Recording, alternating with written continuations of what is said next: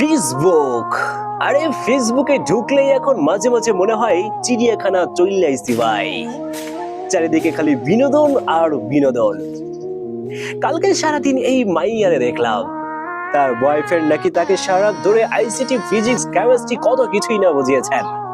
তার বয়ফ্রেন্ড এটা করছে সেটা করছে, আবার এগুলো নাকি তার বাপ মাও জানে। মানে কি, এটা কি একটা প্রাউড মোমেন্ট ছিল? এখন আবার একটু আগেই দেখতেছি এই সেই আপাই আবার কাইন্দা কাইন্দা কইতেছে তার নাকি স্কুল ড্রেস পরে এইগুলো বলা একদম ঠিক হয় নাই। সমস্যা হলো এইসব টিকটকাররা মাইক পাইলেই হুঁশ থাকে না, কি বলবে না বলবে, কতটুকু বলবে, কার সম্পর্কে বলতেছে সেটাও জানে না।